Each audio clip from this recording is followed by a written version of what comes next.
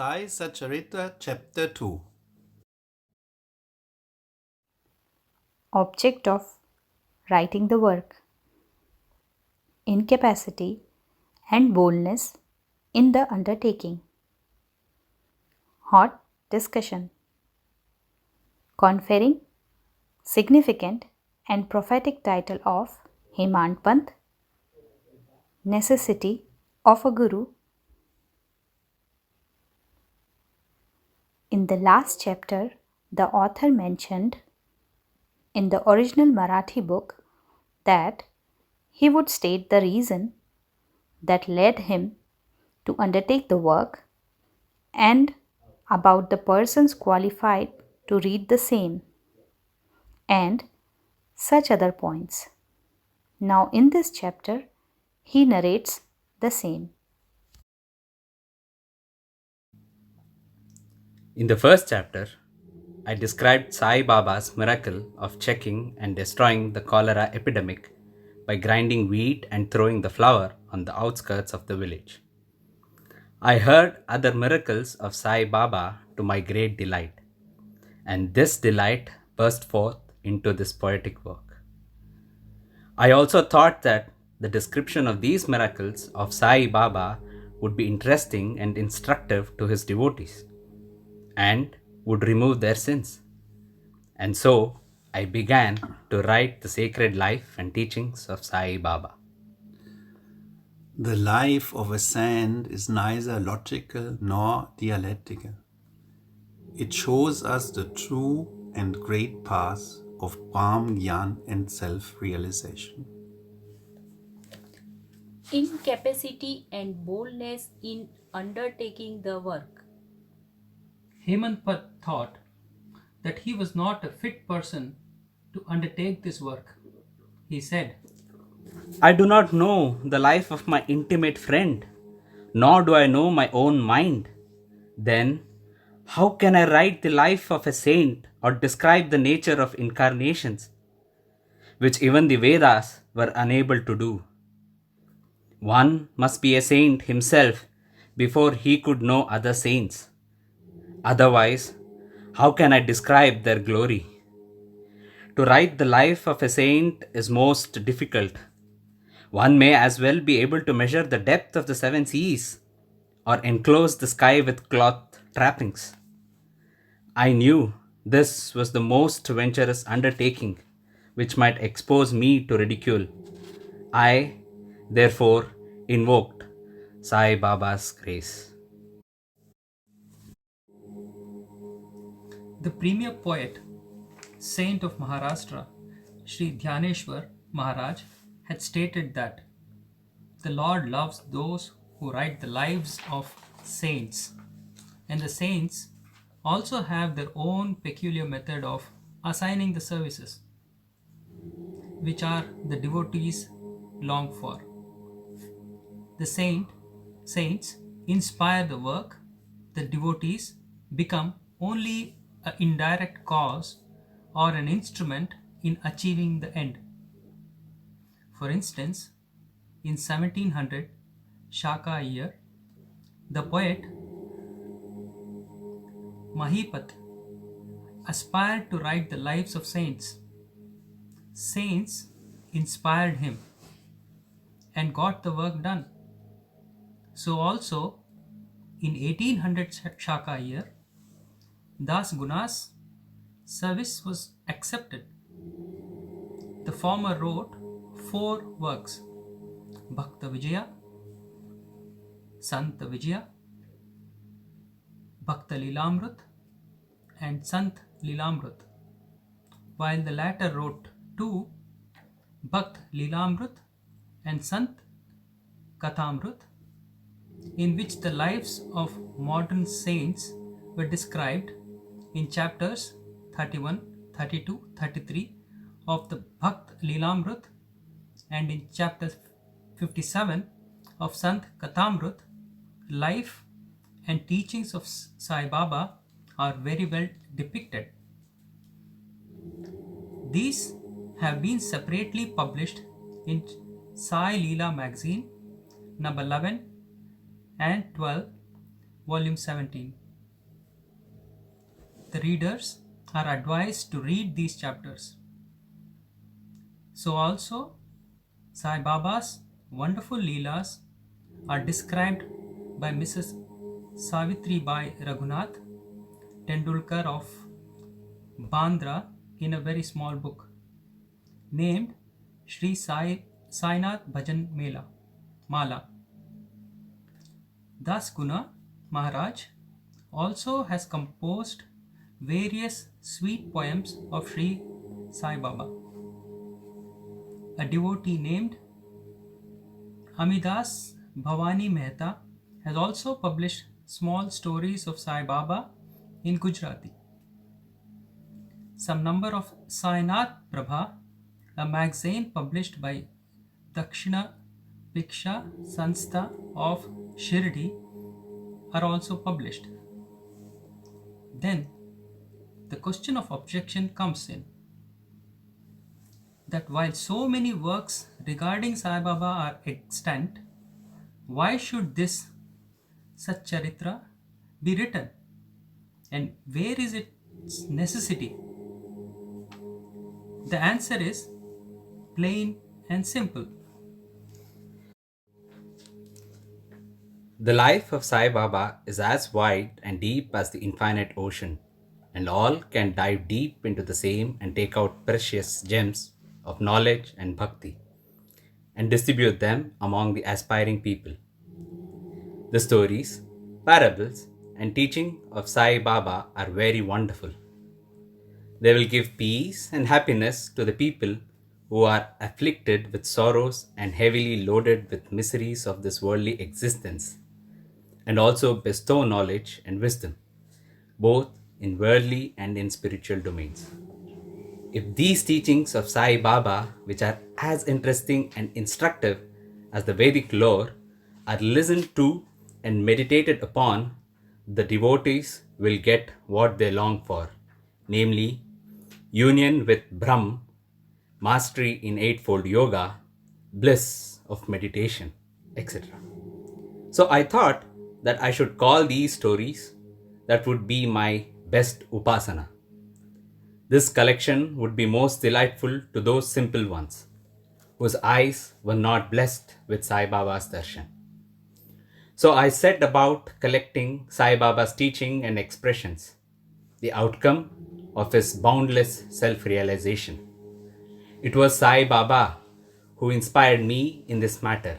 In fact, I surrendered my ego at his feet and thought that my path was clear and that he would make me quite happy here and in the next world.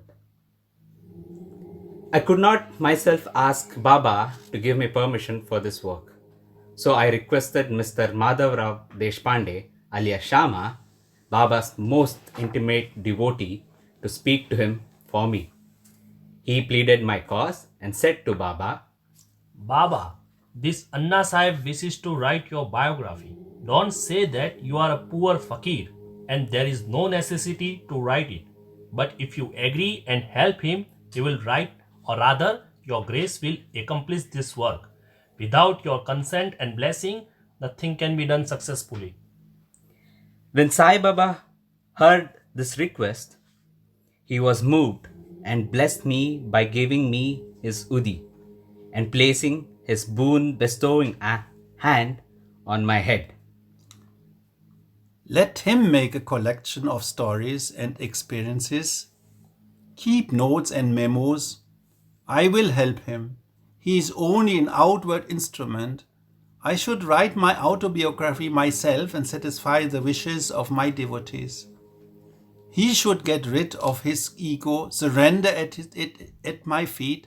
He who acts like this in life, him I help the most. What of my life stories? I serve him in his house in all possible ways. When his ego is completely annihilated and there is left no trace of it, I myself shall enter into him and shall myself write my own life. Hearing my stories and teachings will create faith in devotees' hearts, and they will easily get self-realization and bliss. Let there be no insistence on establishing one's own view, no attempt to refute others' opinions, no discussion of pro and cons of any subject. Significant and prophetic title. The word discussion put me in mind of my promise to explain the story of my getting the title of Hemadpant, and now I began to relate the same. I was on close friendly terms with Kaka Saheb Dikshit and Nana Saheb Chandorkar. They pressed me to go to Shirdi and have Baba's darshan, and I promised them to do so. But something in the meanwhile turned up which prevented me from going to Shirdi. The son of a friend of mine at Lonavala fell ill. My friend tried all possible means, physical and spiritual, but the fever would not abate. At length, he got his guru to sit by the bedside of his son, but this too was of no avail.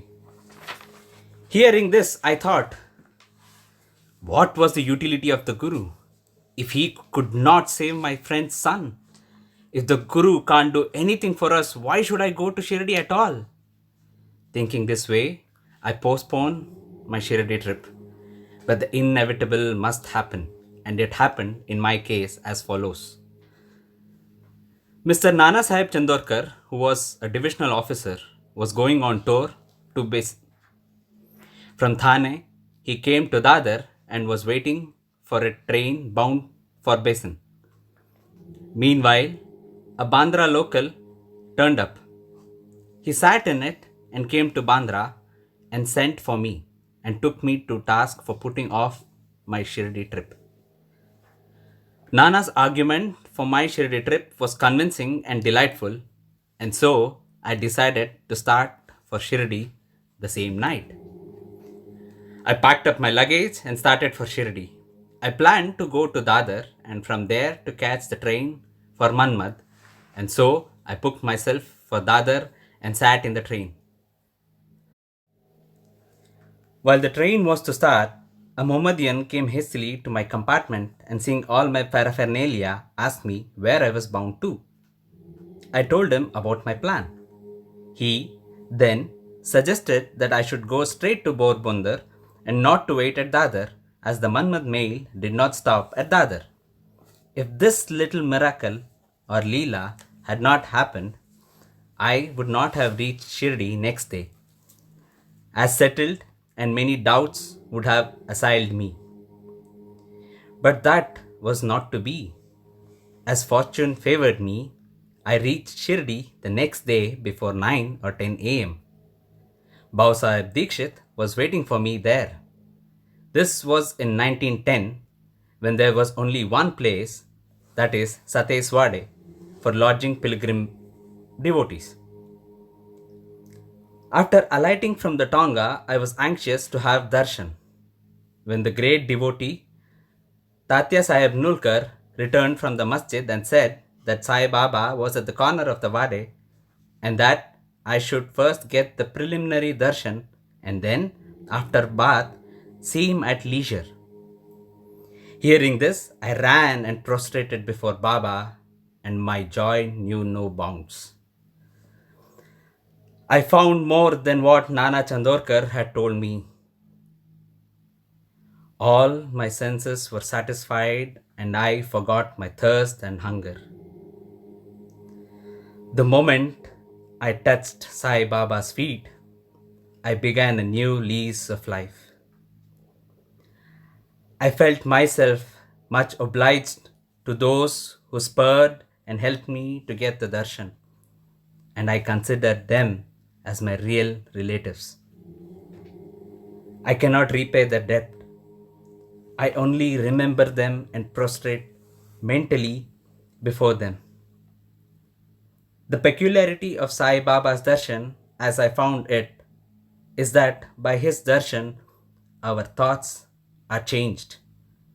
The force of previous action is abated and gradually non-attachment, or dispassion towards worldly object grows up. It is by the merit of actions in my past births that such darshan is got. And if only you see Sai Baba, all the word assumes the form of Sai Baba. Hot discussion. On the first day of my arrival in Shirdi, there was a discussion between me and Bala Sahib Bhate regarding the necessity of a guru. I contended, why should we lose our freedom and submit to others when we have to do our duty? Why a guru is necessary? One must try his best and save himself. What can the guru do to a man who does nothing but sleeps indolently? Thus, I pleaded free will, while Mr. Bhate took up the other side, namely destiny, and said, Whatever is bound to happen must happen. Even great men have failed. Man proposes one way, but God disposes the other way. Bruise aside your cleverness, pride, or egoism won't help you. This discussion, with all its pros and cons, went on for an hour or so, and as usual, no conclusion was arrived at. We had to stop the discussion ultimately, as we were exhausted. The net result of this was that I lost my peace of mind and found that unless there is strong body consciousness and egoism, there would be no discussion. In other words, it is egoism which breeds discussion. Then, when we went to the masjid with others, Baba asked Kaka Sahib Dikshit the following. What was going on in the Satyesvada? What was the discussion about? And staring at me, Baba further added, What did this Hemadpant say? Hearing these words, I was much surprised. The masjid was at a considerable distance from Satyevade, where I was staying and where the discussion was going on. How could Baba know our discussion unless he be omniscient and inner ruler of us all? I began to think why Sai Baba should call me by the name Hemadpant. This word is a distorted form of Hemadripant. This Hemadripant was a well-known minister of the kings Mahadev and Ramdev of Devgiri of the Yadav dynasty. He was very learned, good-natured, and the author of works such as Chaturvarga Chintamani, dealing with spiritual subjects, and Raja Prashasti. He invented and started new methods of accounts and was the originator of the Moody Marathi shorthand script. But I was quite the opposite, an ignoramus and of mediocre intellect. So I could not understand why the name or title was conferred upon me.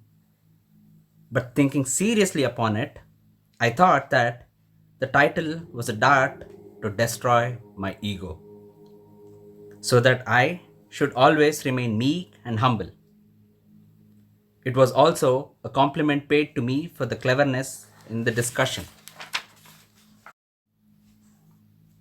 Looking into history, we think that Baba's word calling him Mr.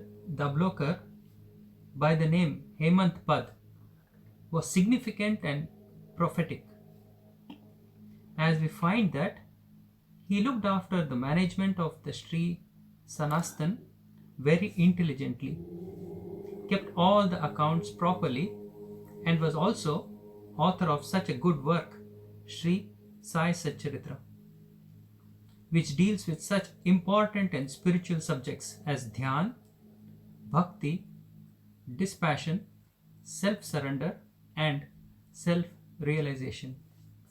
About the necessity of a guru.